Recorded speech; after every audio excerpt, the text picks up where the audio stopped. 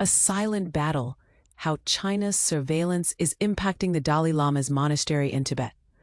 But here's the shocking part: the serene and spiritual heart of Tibet, home to the revered Kirti Monastery, is increasingly transforming under intense surveillance by the Chinese government.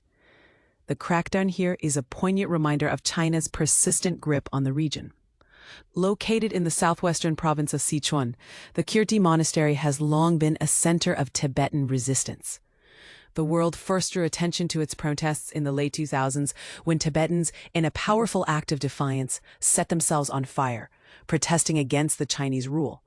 Today, the area remains a symbol of resistance, still under a watchful eye of the authorities. And here's where it gets controversial. The presence of a police station within the monastery and a network of surveillance cameras vividly illustrates how the Chinese state maintains constant surveillance over these sacred sites. The ongoing presence of surveillance suggests that the authorities keep a close watch on the faithful, ensuring no opposition or dissent can go unnoticed.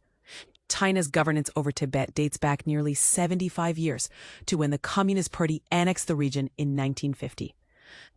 The Chinese government views Tibet as an inseparable part of China and has implemented various measures to integrate the region more closely with the rest of the country. In this pursuit, new infrastructure developments like roads and railways are designed to promote tourism and economic growth. But these developments have also ushered in tighter controls and increased presence of security personnel and officials. And this is the part most people miss.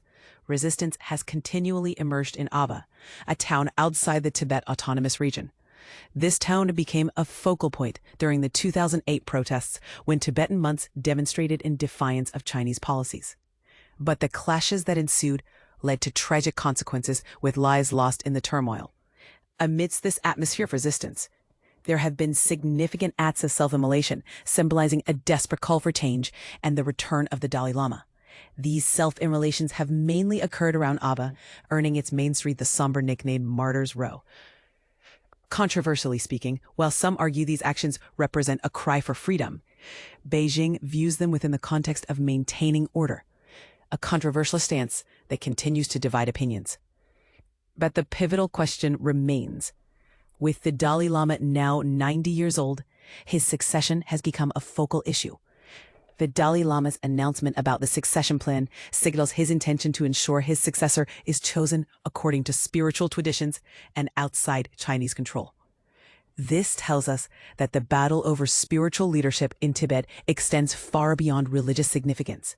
It's about cultural identity, autonomy, and the ongoing struggle for recognition and rights. As we leave the monastery, one can't help but reflect on the enduring spirit of the Tibetan people, resilient in preserving their culture and faith despite these profound challenges. What are your thoughts on the future of Tibetan religious leadership? Share your views and let's discuss the path ahead.